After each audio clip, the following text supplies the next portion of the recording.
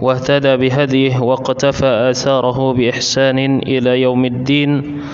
أما بعد، معاشر المسلمين والمسلمات، إخواني وأخواتي rahimani wa rahimakumullah tabaraka wa ta'ala.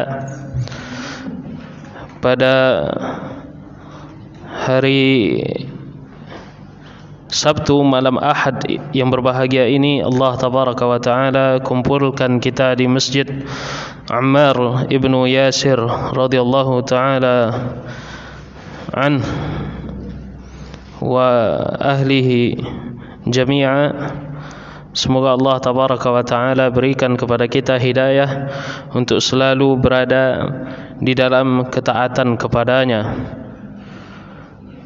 Dan sebagaimana yang kita ketahui bersama, dan kita sedang berada di bulan haram, dan kita berada di penghujung bulan Zulqa'dah atau Zulqa'dah. Tepatnya sekarang kita berada di tanggal ataupun malam ataupun hari yang ke-28 dari bulan Zulqa'dah. Berarti ikhwani wa akhwati, bapak-bapak, ibu-ibu yang dirahmati Allah tabaraka wa ta'ala, kita telah memasuki malam yang ke-28 ataupun hari yang ke-28 dari bulan Zulqa'dah. Berarti lebih kurang bulan Zulhijjah yang ada di hadapan kita tinggal hitungan jari saja. Kita hitung dari tanggal 28 besok Ahad, 29 Senin, 30 Selasa, dan hari Rabunya kita akan memasuki tanggal 1 Zulhijjah. Dan bapak-bapak, ibu-ibu yang dirahmati Allah tabaraka wa ta'ala, di antara kemuliaan yang Allah tabaraka wa ta'ala berikan kepada hamba-hambanya, Allah jadikan waktu-waktu tertentu ataupun tempat-tempat tertentu menjadi lebih mulia dibandingkan tempat ataupun waktu yang lain untuk melaksanakan ketaatan.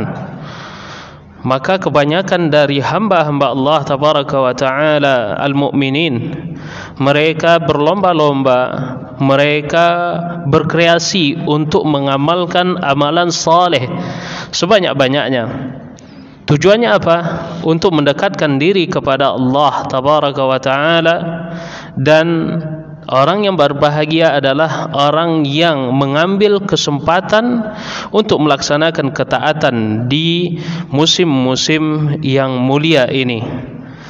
Kaum muslimin dan muslimat yang dirahmati Allah tabaraka wa ta'ala, orang yang berbahagia tentunya orang yang tidak membiarkan waktu itu berjalan lewat begitu saja tanpa mengambil manfaat dan faedah padanya.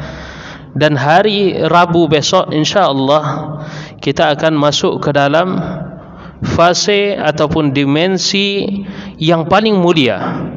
Berdasarkan hadis yang diriwayatkan oleh Jabir bin Abdullah radhiyallahu taala anhu, bahwasanya Rasulullah sallallahu alaihi wasallam bersabda, "Fadlu ayyamid dunya ayyamul 'ashr." Keutamaan hari yang ada di dunia ini adalah 10 hari.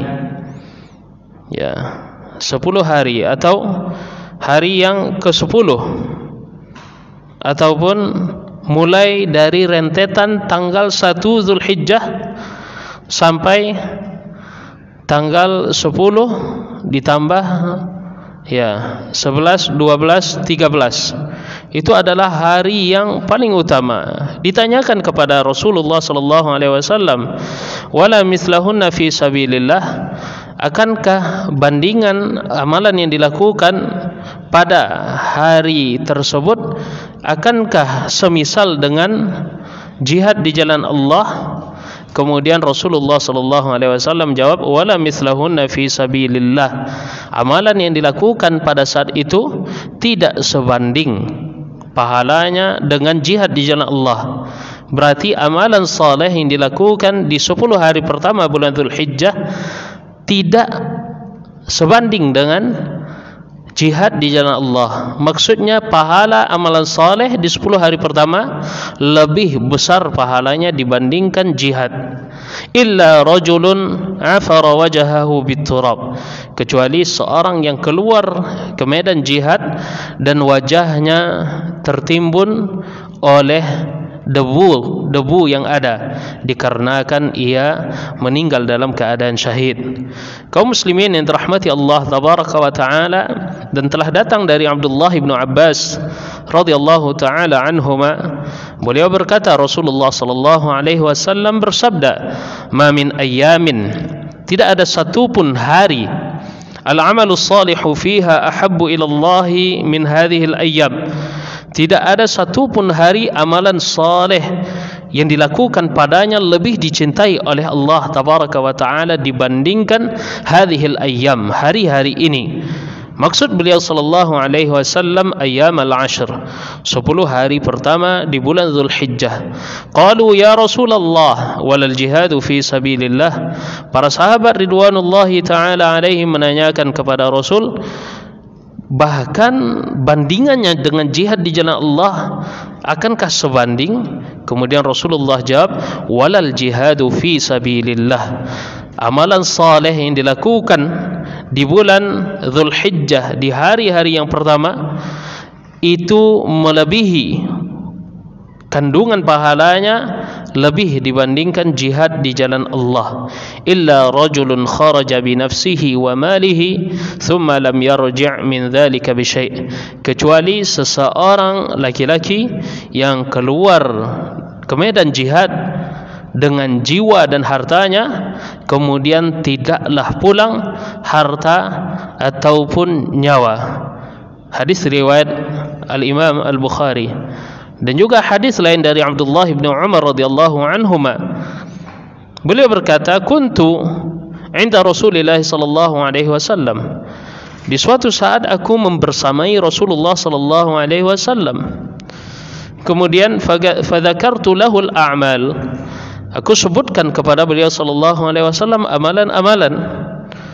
Kemudian Rasulullah sallallahu alaihi wasallam mengatakan, ma min ayamin, tidak ada satu pun hari, al-amalu fihinna afdalu min hadhihi al-ashr, tidak ada pun hari yang ada di dunia ini amalan di dalamnya lebih mulia dibandingkan 10 hari ini.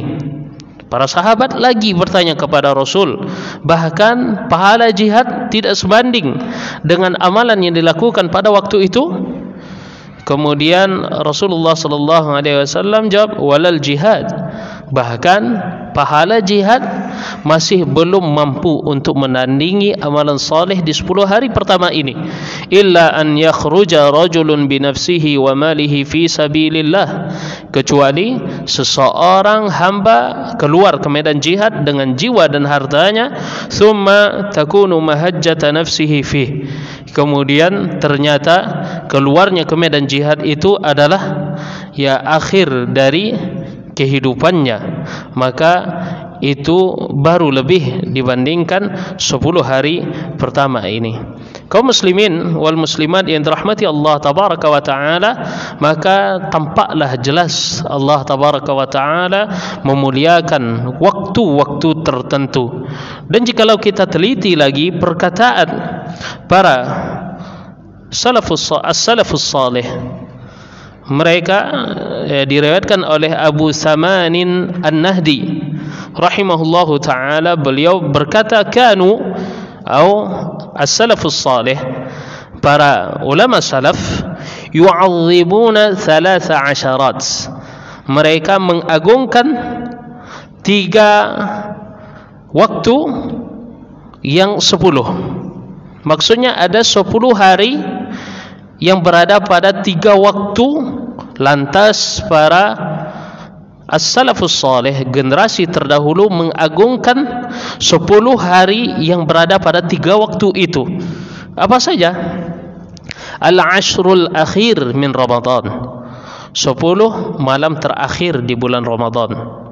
Wal ashrul awal min Dzulhijjah, 10 hari pertama di bulan Dzulhijjah. Wal ashrul awwalu min Muharram, dan 10 hari pertama di bulan Muharram.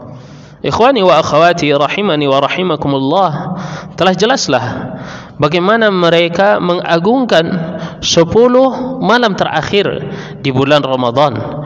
Bukankah Allah tabaraka wa ta'ala telah mengatakan, inna anzalnahu fi lailatin mubarakah, inna anzalnahu fi lailatul qadr, kami menurunkan Al-Quran di malam Lailatul Qadr.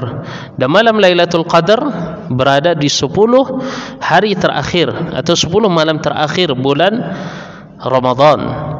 10 hari pertama bulan Dzulhijjah itu adalah hari yang tidak ada bandingannya dengan hari-hari yang ada di dunia. Sebagaimana malam yang 10 di bulan Ramadan tidak sebanding dengan malam-malam lain di bulan-bulan lainnya. Dan jikalau kita lihat apa hikmah dari hal tersebut, seolah-olah Allah tabaraka wa ta'ala sebelum memberikan hadiah kepada kaum muslimin, apa hadiah tersebut? Yaitu hari raya Idul Adha dan Idul Fitri.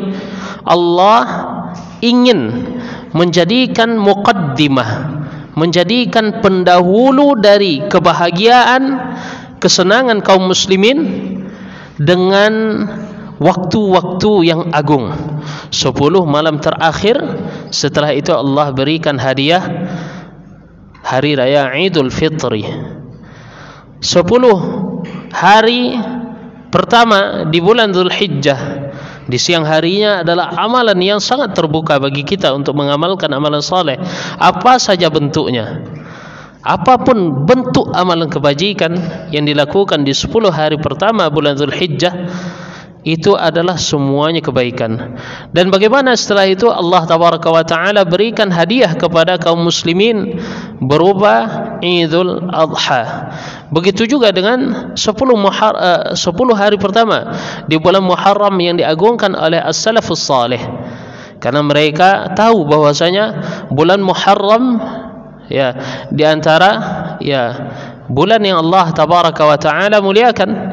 Karena di dalam hadis Rasulullah sallallahu alaihi wasallam katakan, Allah katakan bahwasanya waktu ataupun jumlah bulan di dalam satu tahun ada 12. Minha arba'atun hurum, di antaranya ada 4 bulan haram. Maksud haram di sini bukan dengan artian lawan dari halal.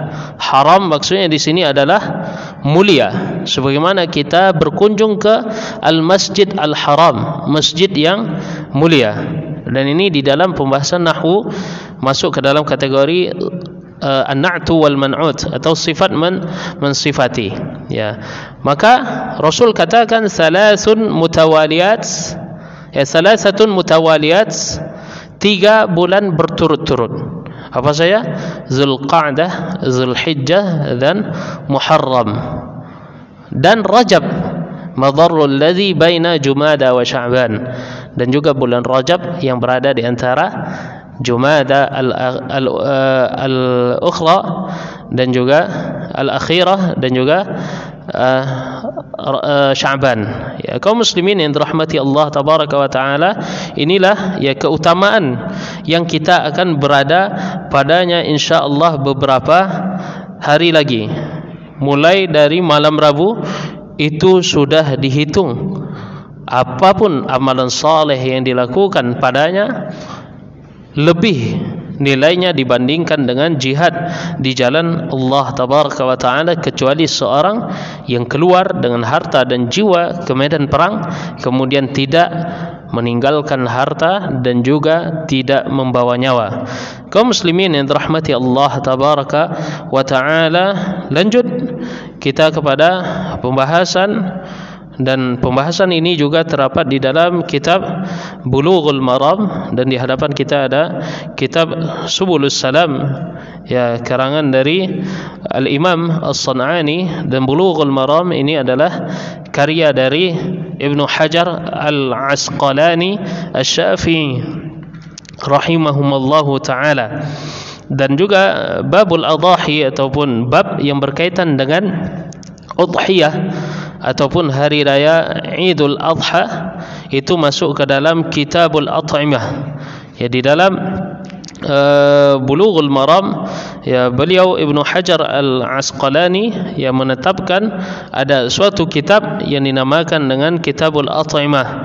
Ya, kitab khusus yang membahas tentang makan dan juga minum. Dan inilah bentuk keutamaan agama Islam, agama yang sangat paripurna, agama yang sangat luas, agama yang cangkupannya global. Tidak ada satu pun yang luput dari agama Islam sampai pembahasan tentang al-at'imah, makan dan minum, juga diperhatikan oleh agama kita, agama Islam.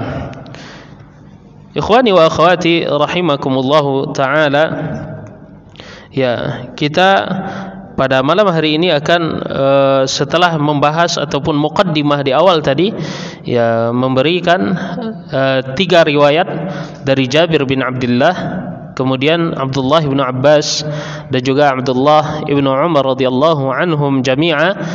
Ada 10 hari yang sangat mulia di atas dunia ini, yaitu 10 hari pertama di bulan Zulhijjah. Apapun amalan, akankah kita sanggup untuk melaksanakan puasa mulai dari tanggal 1 sampai tanggal 9? Kenapa tanggal 10 tidak dimasukkan? Karena haram berpuasa pada tanggal 10 Zulhijjah, karena itu adalah hari raya kita, dan di waktu hari raya haram berpuasa. Dan kenapa di dalam hadis itu dikatakan, ya, 10 hari pertama? Kenapa tidak 9 hari pertama? Ya, di dalam istilahnya ini lil aghlabiyah, ya, karena sudah mencakup, ya, ke 10 kesemuan, sama dengan 10 hari terakhir di bulan Ramadan. Kadang bulan Ramadan itu ada jumlahnya 29 hari, ada jumlahnya 30 hari.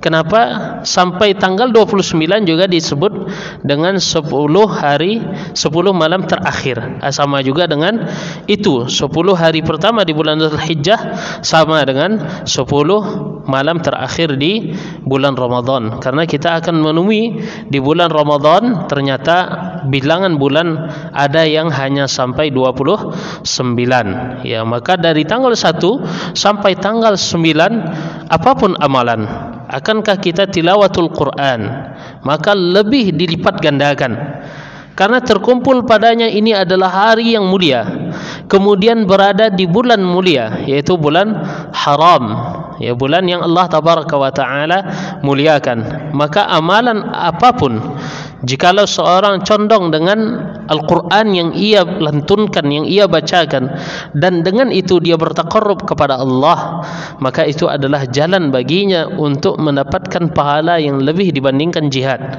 Ada orang yang lebih kuat infaknya, kuat sedekahnya. Dengan harta tersebut ia infakkan sebahagian hartanya untuk dia temukan kaum muslimin yang berpuasa di 10 hari pertama itu. Kemudian dia sediakan, ya, makanan ataupun minuman berbuka puasa untuk orang-orang yang berpuasa di 10 hari pertama itu. Maka ia dermakan harta. Ya, di dalam hadis Rasul sallallahu alaihi wasallam juga katakan, la hasada illa fisnatain. Tidak ada rasa hasad ataupun dengki kecuali hanya pada 2 titik. Yang pertama adalah iri kepada seorang yang bersahabat siang dan malam dengan Al-Quran, maka patut kita iri. Dan juga seorang yang Allah berikan kelebihan harta, akan tetapi harta itu tidak membuat dia tertipu daya, akan tetapi dengan harta dia mendekatkan diri kepada Allah, maka itu adalah bentuk iri yang terpuji. Kaum muslimin yang dirahmati Allah tabaraka wa ta'ala, ya, al-udhiyah, ya, ataupun Idul Adha, ya, ada yang mengatakan bahwasanya Idul Adha ini diambil dari kata duha.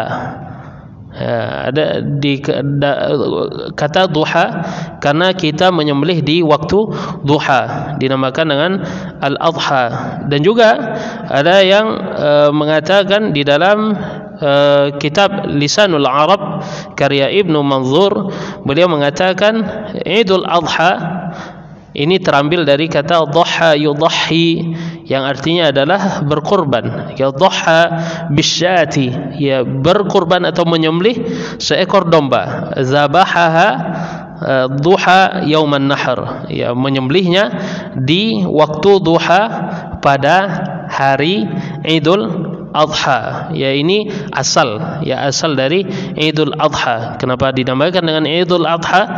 Karena waktu penyembelihan itu setelah salat Idul Adha, dan tepatnya waktunya setelah khatib turun dari mimbar, setelah ya ketika waktu duha. Ya kaum muslimin yang dirahmati Allah tabaraka wa taala, kemudian secara istilah syar'i arti dari al-udhiyah ismun lima yuzbahu fi ayamin nahr.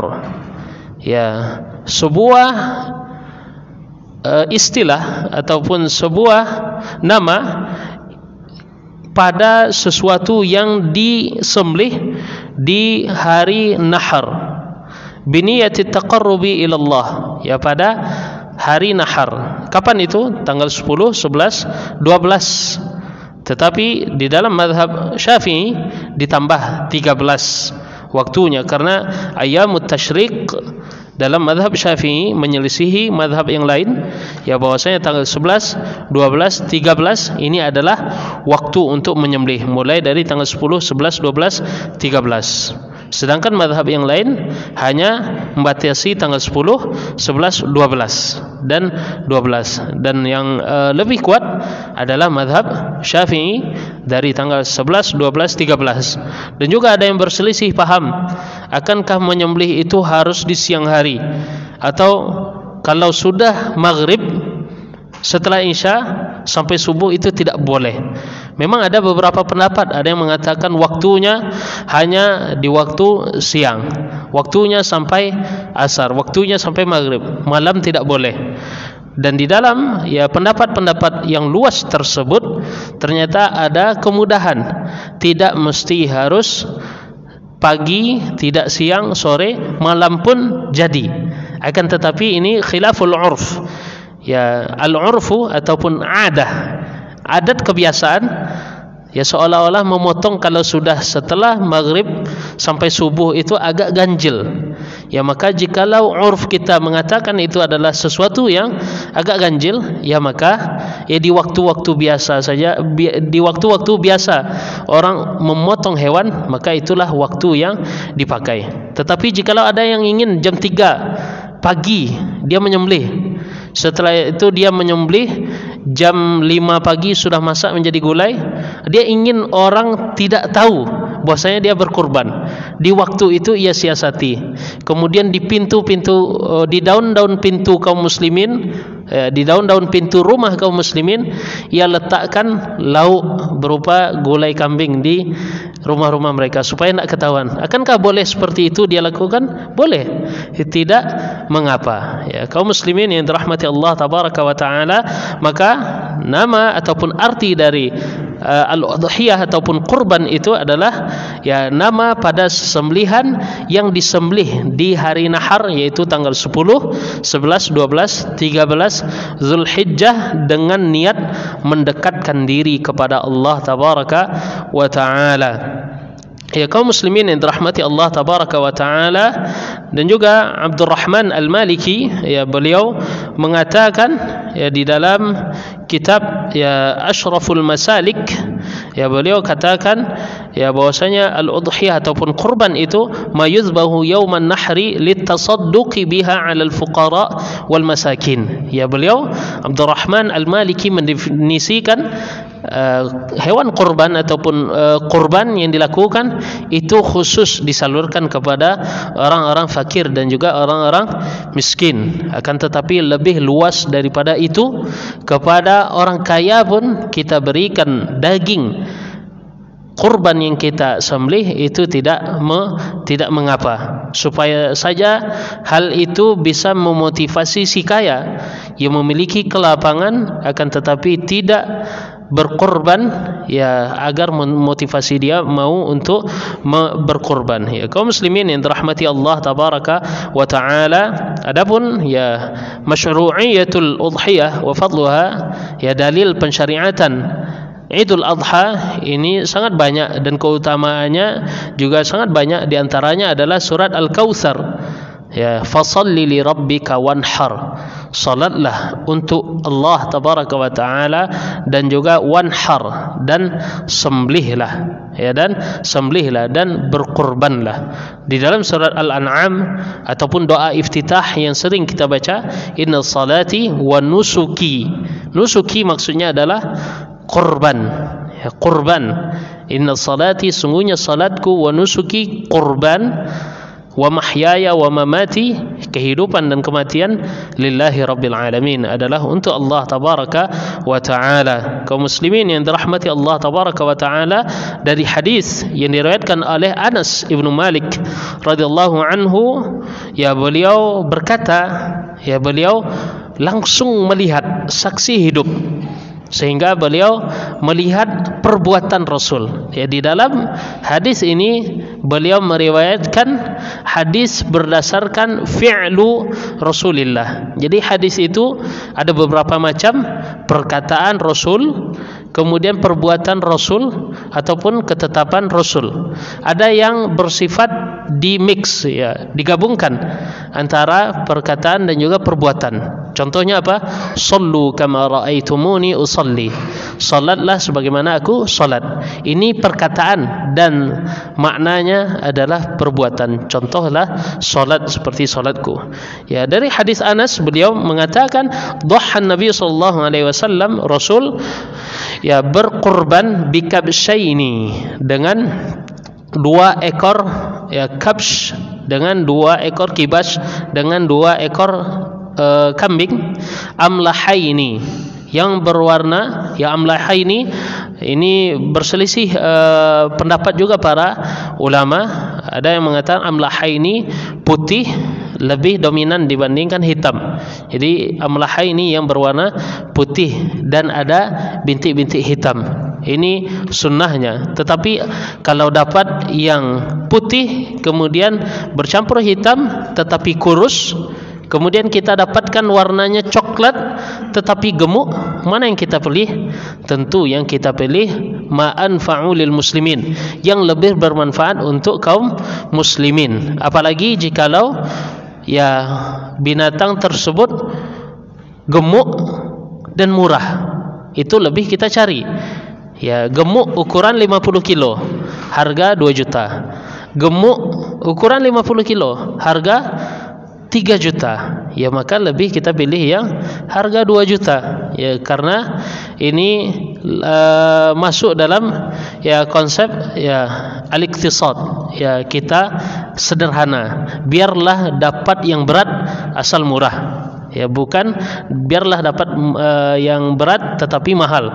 Ya, kita harus ada konsep biarlah dapat yang berat tetapi murah, karena 1 juta lagi kan bisa disimpan, ditabung untuk uang sekolah anak. Ya, kaum muslimin yang dirahmati Allah tabaraka wa taala. Ya, kemudian dari hadis Zaid ibnu Arqam radhiyallahu anhu, beliau berkata, qultu atau qalu ya Rasulullah, ya, para sahabat, dan di antaranya adalah Zaid ibnu Arqam, beliau mengatakan, ma hadhil adahi, ya, apa ini binatang-binatang yang disembelih?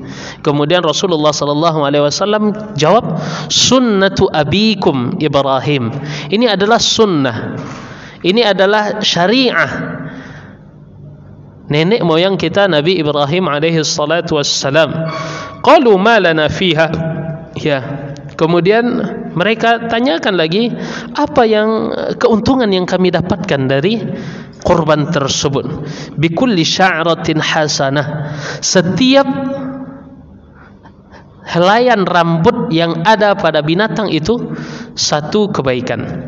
Qalu as-suf, ya, beliau para sahabat menanyakan lagi, bagaimana dengan ya wol yang ada pada bulu pada kulit tersebut. Ya bi kulli sya'ratin min as-sufi hasanah. Ya, setiap satu helai dari rambut binatang tersebut adalah hasanah, kebaikan.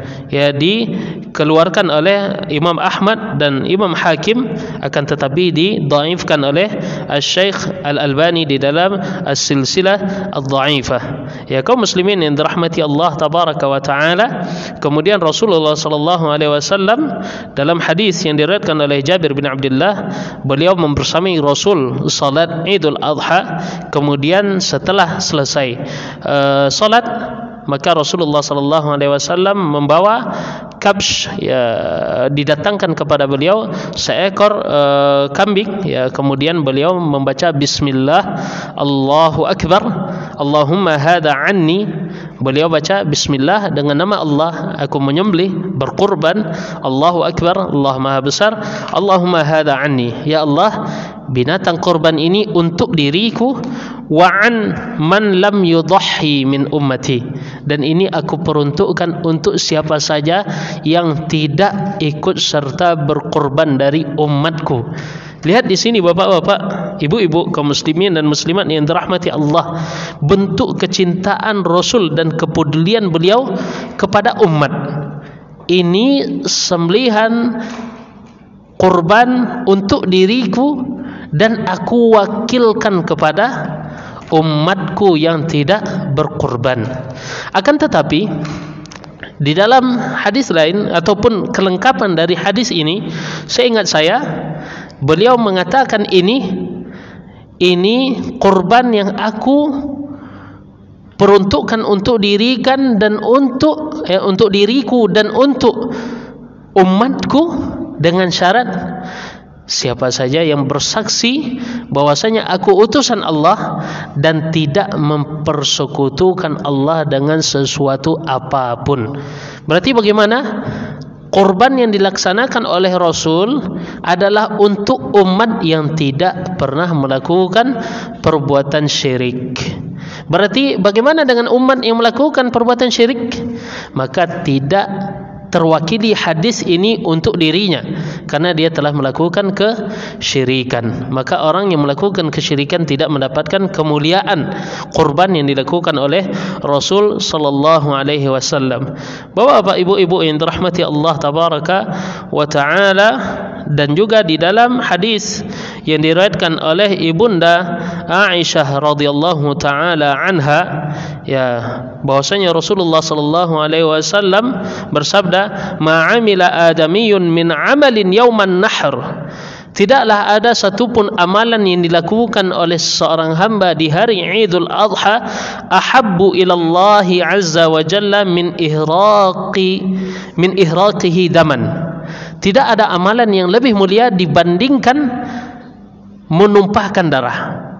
Maka inilah yang tidak disukai oleh umat Hindu terkhusus, ya, mereka sangat benci dengan kaum muslimin yang melaksanakan ataupun memotong hewan kurban di Idul Adha, khususnya di tanggal 10, 11, 12, 13, dan yang dipotong adalah sapi yang mereka dewakan.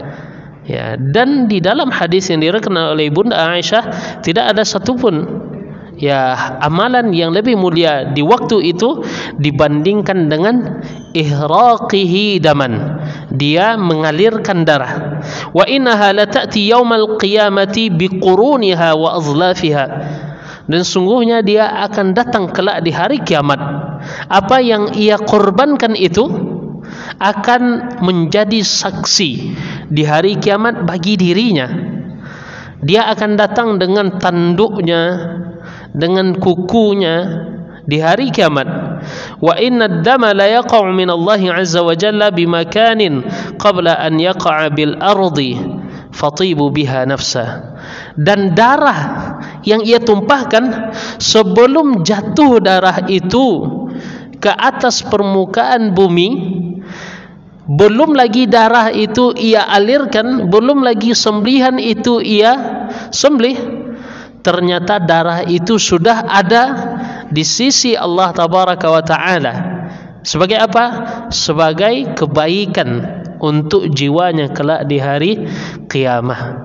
Maka dalam hadis Rasul sallallahu alaihi wasallam katakan, "Man kana lahu sa'ah wa lam yudhhi fala yaqrabanna musallana."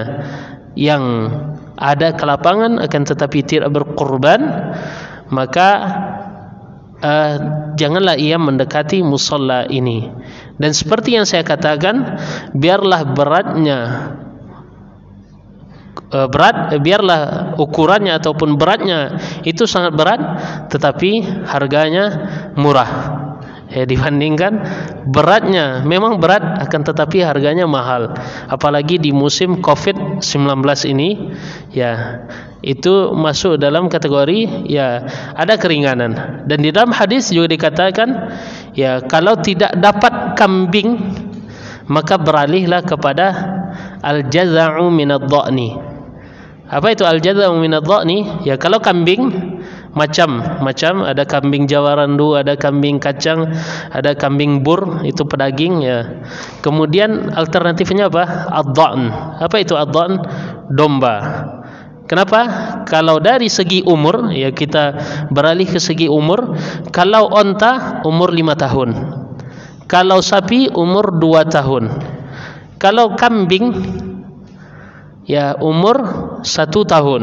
Kalau al-jaza'u minadh-dha'ni, ya domba, masuk umur 6 bulan dia sudah bisa. Di dalam hadis, kalau tidak ia dapatkan kambing, dan kategori tidak mendapatkan kambing ini bisa kita jabarkan dengan beberapa penjabaran.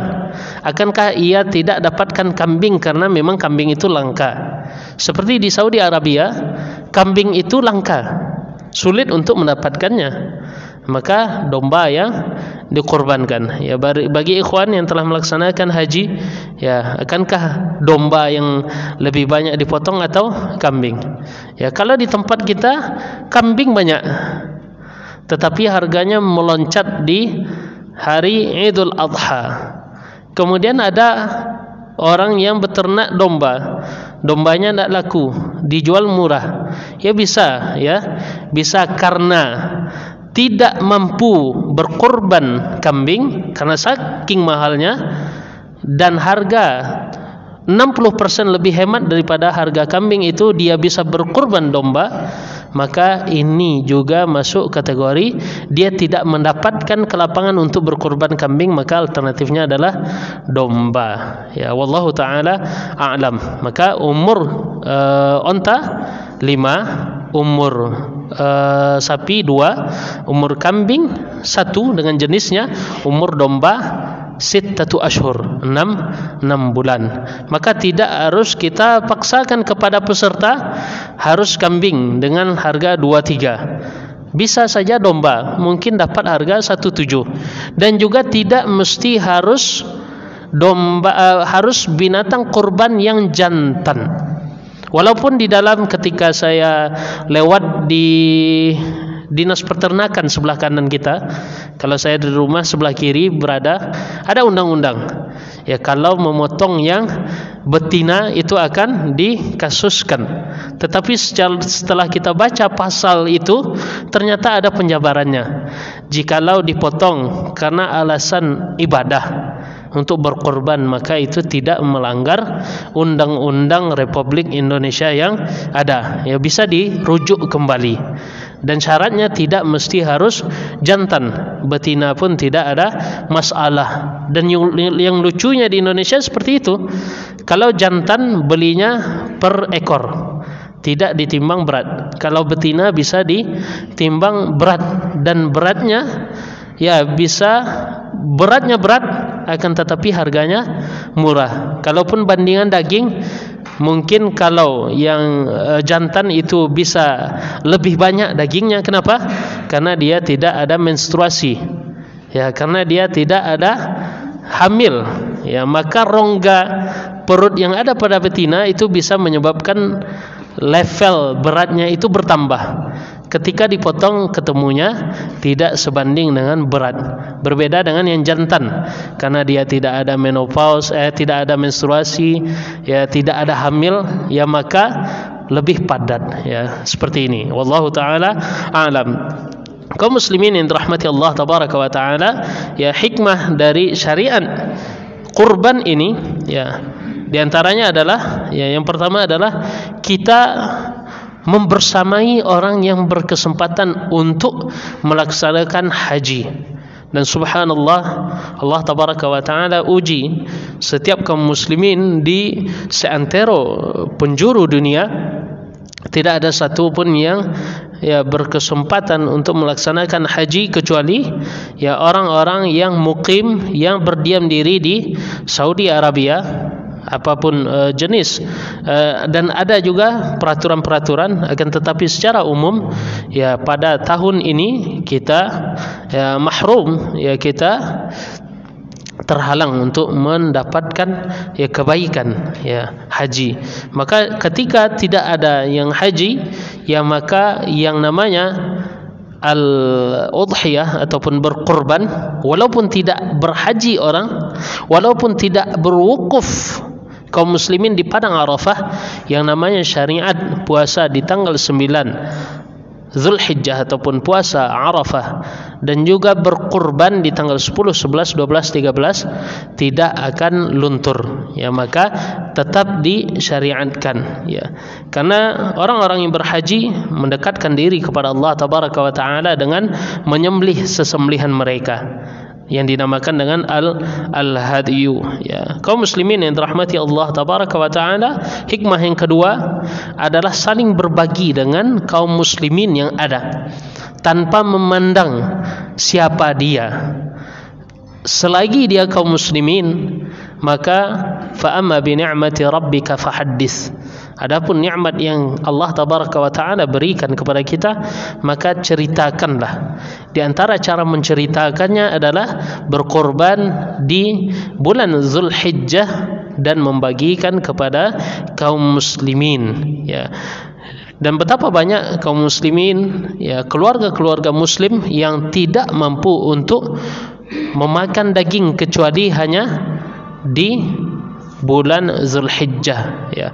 Kaum muslimin yang dirahmati Allah tabaraka wa taala, ya, mungkin terlebih dahulu kita azan Isya atau azan, ya, azan Isya, dan insyaallah sebelum kita iqamah kita akan lanjutkan, ya, beberapa pembahasan lagi dari al-udhiyah, ya.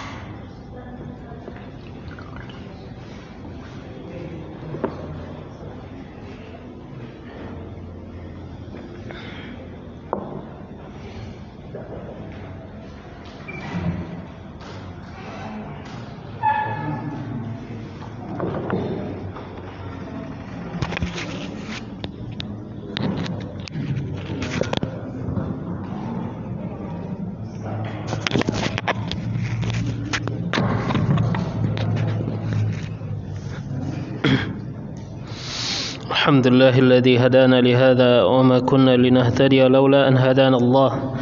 Asyhadu an la ilaha illallah wahdahu la syarika lah wa asyhadu anna Muhammadan abduhu wa rasuluh sallallahu alaihi wa ala alihi wa sahbihi wa sallam.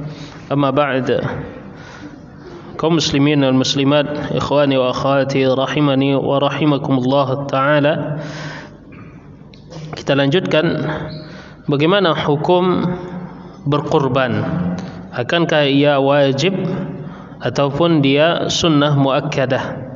Kaum muslimin dan muslimat yang dirahmati Allah tabaraka wa taala, di suatu pendapat yang diutarakan oleh Abu Hanifah rahimahullahu taala dan salah satu perkataan dari Al-Imam Malik dan dikatakan oleh As-Sarkhasi Al-Hanafi, ya bahwasanya berkurban itu wajib hukumnya bagi setiap laki-laki dan juga perempuan. Dan ini yang dikatakan oleh Ibnu Rushd rahimahullahu taala. Beliau riwayatkan suatu riwayat dari Malik, Imam Malik dan juga Imam Abu Hanifah. Dan bagaimana dengan imam-imam yang lain? Perkataan dari Syafi'iyah, Al-Hanabilah pengikut Al-Imam Syafi'i, Imam Syafi'i juga, Imam Ahmad pengikutnya, dan juga pendapat yang masyhur dari kalangan Malikiyah. Dan Ibnu Qudamah mengatakan bahwasanya udhiyah ataupun berkurban sifatnya itu adalah sunnah yang ditekankan. Ya kaum muslimin yang dirahmati Allah tabaraka wa taala, ya begitulah ya Al-Bahuti dari Al-Hambali, kemudian Al-Imam Asy-Syafi'i, kemudian Al-Imam Asy-Syarbini, ya beliau Asy-Syafi'i beliau mengatakan at-tadhiyatu sunnatun muakkadatun fi haqqina. Ya sunnah muakkadah, ya sunnah yang sangat ditekankan sekali, ya. Kemudian Abdul Wahhab Al-Maliki Al-Baghdadi beliau juga berkomentar bahwasanya kurban itu sunnah muakkadah dan disunnahkan secara kuat kepada setiap orang yang mampu, setiap orang yang mampu untuk melaksanakan. Maka ada dua pendapat dari kalangan Hanafiyah ataupun Al-Imam Abu Hanifah An-Nu'man Ibn Sabit rahimahullahu ta'ala, dan juga satu perkataan dari Imam Malik mengatakan bahwasanya ini wajib dengan beberapa alasan dalil. Dan juga madhab lain Asy-Syafi'iyah, pendapat masyhur dari Malikiyah dan juga Hanabilah, sifatnya adalah sunnah muakkadah.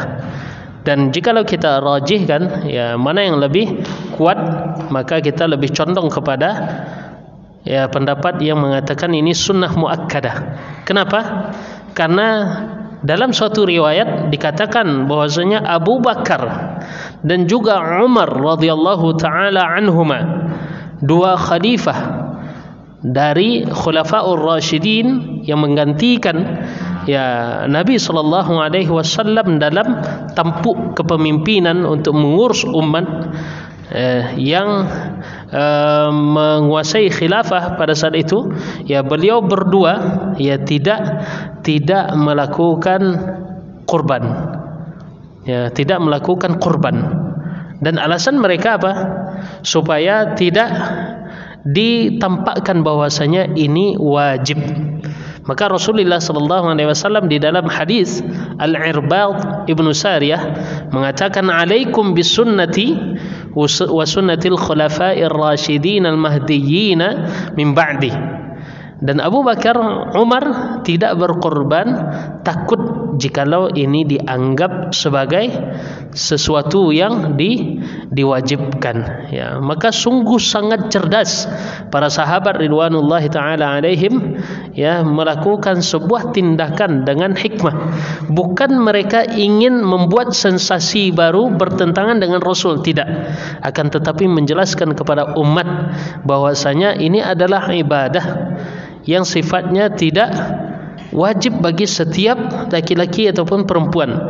Karena di dalam hadis lain dikatakan, ya cukuplah seseorang mewakili ya satu binatang kurban ia niatkan untuk dirinya, istrinya dan juga anak-anaknya. Sampai jikalau di dalam satu rumah itu ada 3 keluarga, ya atau 2, ada dia dengan anak-anaknya, kemudian ada mertuanya, kemudian dapurnya 1, tungkunya 1, ya meja makannya 1, maka itu cukup dilaksanakan satu penyembelihan kurban dan diniatkan untuk satu keluarga tersebut. Ya, walaupun istri memiliki kelebihan harta, suami juga ada, jikalau kedua-duanya melakukan itu, fabiha wa ni'mah. Dan ini juga tidak bertentangan dengan sunnah, tidak bertentangan dengan sunnah, karena mereka ingin berpacu-pacu untuk mendapatkan kebaikan. Maka ini tidak ada masalah. Ya, jikalau istrinya memiliki kelebihan harta, suaminya memiliki tunggakan hutang, kemudian disubsidi oleh istri, ini uang bank, silakan berkurban, wakilkan kami. Akankah itu boleh? Ini juga boleh. Dan ini masuk ke dalam sifat istri yang salihah. Karena Rasulullah sallallahu alaihi wasallam, ad-dunya mal'unun wa mal'unun man fiha. Di dalam hadis lain, ya beliau sallallahu alaihi wasallam katakan, ad-dunya mata'un wa khairu mata'iha al-mar'atu salihah. Ya, dunia ini adalah ya senda gurau biasa saja, dan ataupun ya tempat untuk berleha-leha, dan tempat berleha-leha ataupun mata' ya tipuan yang paling ataupun sesuatu yang fata morgana, dan yang paling baik adalah ya istri yang salihah. Ya, kaum muslimin yang dirahmati Allah tabaraka wa taala, maka secara tarjih ya ternyata sifat dari udhiyah ini adalah sunnah muakkadah. Kemudian kaum muslimin yang dirahmati Allah tabaraka wa taala, ini hal yang paling menarik sekali. Dan di dalam sebuah hadis ya dari Ali ibnu Abi Talib radhiyallahu anhu, beliau berkata, Rasulullah sallallahu alaihi wasallam pernah ya memerintahkan kepadaku untuk menyembelih budnah, menyembelih hewan kurban. Kata wal budna dalam Al-Quran surah Al-Hajj itu artinya bisa bahimatul an'am secara umum. Akankah itu onta ataupun sapi ataupun kambing? Tetapi di dalam secara khusus artinya itu lebih berat kepada onta. Dan Rasulullah sallallahu alaihi wasallam ya pernah menyembelih ya ataupun berkurban dengan 100 ekor onta. Dan beliau memotong sebahagiannya, kalau tidak salah 33, dan 67 lebihnya kalau tidak salah itu diwakilkan kepada Ali radhiyallahu taala anhu. Dan ini menggambarkan bahwasanya Ali radhiyallahu taala anhu adalah ya sahabat dan juga menantu Rasul sallallahu alaihi wasallam yang kuat. Ya, dalam hadis ini ya beliau sallallahu alaihi wasallam ya perintahkan kepada Ali untuk mengeksekusi binatang kurban tersebut, wa an aqsima luhumaha wa juludaha wa jalalaha 'alal masakin. Ya, agar membagikan daging-daging kemudian kulit yang ada dari binatang kurban tersebut. Untuk siapa? Untuk orang-orang miskin. Wala u'ti fi jazaratiha syai'an minha, dan aku tidak memberikan sedikit pun, akankah itu daging ataupun itu kulit, untuk tukang jagal. Siapa saja tukang jagal itu? Yang memotong, yang menguliti, yang membagi-bagi, yang memotong-motong tulangnya, yang membungkusnya, itu tidak mendapatkan jatah satu kantong ditujukan untuk menjadi upah bayar. Ya, wala u'ti fi jazaratiha syai'an minha, dan aku tidak diperkenankan untuk memberikan sedikit pun bahagian dari hewan yang dipotong itu untuk mereka sebagai upah. Catatan di sini sebagai upah, Dan kadang itu yang banyak terjadi. Mereka menganggap bahwasanya satu bungkus yang dijatahkan panitia itu sebagai bagian mereka dari kupon satu, yang satu lagi bentuknya upah. Ya, upah panitia. Maka di dalam hadis ini ada sambungannya. Ada sambungannya, apa sambungannya? Ya, yang bermakna dan nahnu nu'tiha, ya kami yang memberikan dari kantong saku kami sendiri. Maka jikalau harga binatang kurban itu sebenarnya 2.300.000, kemudian digenapkan 2.500.000, 200.000 ini serap sebagai operasional dari kurban tersebut. Akankah dibayarkan upah dalam bentuk rupiah kepada tukang jagal? Ya, kaum muslimin yang dirahmati Allah tabaraka wa taala. Akan tetapi banyak yang menentang. Ya, banyak yang menentang. Sudah capek-capek tetapi tidak mendapatkan upah dari keringat. Tidak. Dalam hadis ini dikatakan kami yang memberikan upah, dan upah dari dana tersendiri, sedangkan dari daging itu tidak dijadikan upah. Berbeda halnya jikalau sudah dikantongkan semua, kemudian misalnya satu hewan sapi ada 7 peserta, kemudian mereka ambil jatahnya. Ada kupon besar jatah kurban, kemudian ada 2 kecil, ya anak dari kupon besar ini. Kemudian mereka yang bertujuh ini ya beria-ia, oke, satu yang ada sama kita ini kita kasih sebagai hadiah, bukan sebagai upah, sebagai hadiah. Ini hadiah untuk mereka. Ini tidak ada masalah. Tetapi di dalam banyak kepanitiaan yang ada, mereka akan jadikan itu sebagai apa? Imbalan upah bagi tukang jagal. Bisa saja tidak sampai kepada mereka hadis Ali radhiyallahu taala anhu. Bisa saja mereka semuanya adalah panitia dadakan yang kata dia atau yang berlaku adalah perkataan dia, karena sifatnya mereka ini adalah annually, sifatnya itu tahunan, tidak selalu. Ya, kadang yang tukang jagalnya yang tidak pernah bertemu dengan pisau dalam setahun, kecuali di hari raya kurban baru keluar pisaunya. Banyak panitia dadakan dan tidak ada yang profesional. Ya, kaum muslimin yang dirahmati Allah tabaraka wa taala. Tetapi jika dikatakan terlalu keras kajinya, tidak.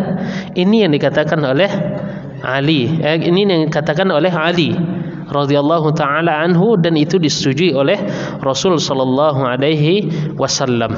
Tetapi bagaimana dengan hukum menjual kulitnya? Ya, kulit dijual. Ini berbeda pendapat. Kembali lagi kepada khilaf seperti khilaf tentang wajib atau sunnahnya hewan berkurban. Abu Hanifah menganggap ini adalah wajib, sedangkan mazhab lain menganggap itu sunnah muakkadah. Begitu juga turunannya khilaf terhadap kulit. Abu Hanifah membolehkan penjualan kulit, kemudian penjualan tersebut balik ke orang miskin ataupun balik kepada operasional masjid dan lain sebagainya, tidak kembali kepada orang yang berkurban, ya, dan tidak kembali juga sebagai upah untuk orang yang menjagal, akan tetapi balik kepada orang miskin, ya, karena dikhawatirkan bagaimana? Dikhawatirkan jikalau ya kulit itu dibagikan kepada kaum muslimin, misalnya luas dari kulit itu adalah 10 meter, kemudian ada 10 kaum miskin dibagikan per meter, ya 1 meter 1 meter, kemudian mereka setelah dibagikan tidak tahu bagaimana cara untuk mengelolanya. Ini bagaimana? Ya, ini bagaimana? Akankah dijual kemudian diapakan? Ya, ini pendapat dari Abu Hanifah. Dan pendapat yang lain, mazhab yang lain mengatakan tidak, harus dibagikan. Ya, bagaimana cara membagikannya? Ya, bagikan saja, misalnya ada 7 ekor, kemudian 7 kulit, kemudian ada 7 orang miskin yang sangat membutuhkan. Dia sebenarnya tidak membutuhkan kulit, tetapi membutuhkan uang dari penjualan kulit. Kulit itu diberikan kepada dia, kemudian dia yang menjual kepada penampung kulit, sehingga dia yang mendapatkan nominal dari penjualan kulit tersebut. Maka status kulit ini tidak dijual oleh panitia, tetapi diberikan kepada miskin, orang miskin yang membutuhkan, kemudian dia lagi yang menjual kepada toke-toke kulit, mungkin dijadikan kerupuk jange. Ya, maka ini ya sesuai dengan ya khilaf mazhab tadi, ini baru jadi legal, ya legal, jadi boleh. Tetapi jikalau panitia yang mengumpulkan, kemudian dia drop kepada penampung kulit, kemudian dia ambil uang itu, ya kalau dia jadikan kembalikan kepada orang miskin tadi, ya kenapa tidak dipakai cara datangkan pengumpul kulit, kemudian dikasihkan kulit itu kepada orang miskin yang membutuhkan, langsung dia yang bertransaksi. Kita hanya sebagai mediasi saja, sebagai makelar, tanpa mendapatkan jasa sedikit pun dari itu, karena ini adalah ibadah. InsyaAllah bisa saja ini sebagai jalan untuk mempermudah ke surga Allah Tabaraka wa Ta'ala. Ya, bapak-bapak, ibu-ibu yang dirahmati Allah Tabaraka wa Ta'ala, tadi sudah kita singgung juga apa saja binatang yang dikorbankan. 3 onta. Kemudian onta ini banyak macam, ada yang punuknya 1, ada yang punuknya 2, ada sampai 3 juga mungkin. Yang mana yang boleh? Ada yang warnanya hitam juga ada. Ya, yang jelas kalau onta dia boleh. Kemudian sapi, ya. Sapi ini kan juga ada saudara-saudaranya yang satu famili dengan sapi. Akankah itu kerbau ataupun banteng? Ya, ya. Akankah itu boleh? Ya, ini ranah khilaf juga dari para ulama, tetapi ya jikalau ada dan jikalau lihat kualitasnya, misalnya kalau sapi harganya 20 juta, berat daging ketika sudah disembelih 100 kilo. Ada kerbau, ketika diprediksi disembelih dia dengan harga 20 juta itu menghasilkan daging 170 kilo. Mana yang kita pilih? Sesuai kaidah tadi, biarlah berat asal murah, ya, daripada berat tetapi mahal. Ya, kaum muslimin yang dirahmati Allah Tabaraka wa Ta'ala. Kemudian setelah itu apa? Ya, kambing. Ya, kambing ada biri-biri, ya, itu sejenis. Kemudian di bawah itu baru ya domba. Ini. Kemudian mana yang afdol? Afdolkah kambing dibandingkan onta? Ternyata jikalau kita kembali kepada hadis tentang keutamaan datang untuk siap-siap mendengarkan khutbah Jumat di hari Jumat, dalam hadis yang Rasul sallallahu alaihi wasallam sebutkan, siapa yang datang di jam yang pertama, faka'annama qarraba badanah, seolah-olah dia mempersembahkan ya seekor onta untuk Allah. Maksud dari jam pertama itu adalah jam 7. Ya, jam 7 itu adalah jam pertama. Kemudian jam 8 itu adalah jam yang kedua. Apa yang dia berikan? Yang dia berikan adalah sapi. Jam ke-9 itu adalah jam ketiga. Apa yang ia berikan? Kambing. Jam yang ke-10 itu adalah jam keempat. Apa yang ia berikan? Ayam. Jam yang ke-11 itu adalah jam kelima. Apa yang ia berikan? Telur. Yang datang jam 12, apa yang ia berikan? Bulu ayam saja tidak mungkin dia berikan. Dan ini kita rasakan semua. Ya, bisa saja ini karena hari Jumat tidak jadi hari libur, tetap jadi hari beraktivitas, sehingga jarang sekali orang Indonesia yang dapatkan satu butir telur di hari Jumat untuk ia dekatkan kepada Allah tabaraka wa taala. Ya, Bapak-bapak, ibu-ibu yang dirahmati Allah tabaraka wa taala, ya sebenarnya sangat banyak sekali, ya sangat banyak sekali pembahasan yang berkaitan dengan ini. Dan yang terakhir, ya seperti yang kita katakan tadi juga, ya seseorang berkurban dengan satu jatah kurban, kemudian dia niatkan untuk dirinya, untuk anaknya, untuk istrinya, atau sampai untuk orang tuanya. Jikalau dia niatkan seperti itu, maka ini insya-Allah akan tetap sampai, bahkan kepada orang tua yang telah meninggal, insya-Allah tetap sampai. Ya, bagaimana berkorban untuk orang yang telah meninggal? Ya, ini khilaf, ya para ulama khilaf. Ya, ada yang mengatakan boleh ya diniatkan kurban itu untuk orang yang telah meninggal. Dan sebenarnya ada seorang yang datang kepada Rasulullah sallallahu alaihi wasallam, ya bagaimana Rasul, saya ingin berbuat kebaikan untuk orang tua saya, padahal orang tua saya sudah meninggal. Maka Rasul katakan, ya engkau lakukan salat dan engkau niatkan dari salatmu itu sebagai bentuk kebaktian kepada orang tuamu, dan niatkan pahalanya tetap mengalir untuk orang tua. Ya, secara otomatis, secara otomatis. Maka dalam hadis yang mengatakan 3 hal yang tidak akan terputus, apa? Wa waladun salihun yad'ulah, anak saleh yang berdoa untuk orang tuanya. Dia melaksanakan salat, kemudian dia berdoa, ya, ataupun dia isyrakun niyah, ya meniatkan saya menjadi anak saleh, dan secara otomatis insyaallah walaupun tanpa diniatkan juga akan yang mengalir kepada orang tua. Ya, karena bagaimanapun kita adalah hasil dari orang tua, ya. Dan juga hadis Rasul sallallahu alaihi wasallam, ridallah fi ridal walidain, ridhonya Allah ada pada keridhaan orang tua, dan juga murka Allah ada pada murka keduanya. Ya, bapak-bapak, ibu-ibu yang dirahmati Allah tabaraka wa taala, ya mungkin ini yang dapat kita sampaikan pada pertemuan ini. Yang paling kita harapkan adalah, ya hari Rabu besok itu adalah waktu yang sangat mulia dibandingkan waktu-waktu lainnya. Maka marilah kita sama-sama untuk berlomba, walidzalika falyatanafasil mutanafisun, dan untuk meraih semua keutamaan tersebut hendaklah kita saling lomba, ya saling berlomba untuk mendapatkan keutamaan itu. Ya, inilah yang dapat kita sampaikan. Mungkin sebelum kita tutup, jikalau ada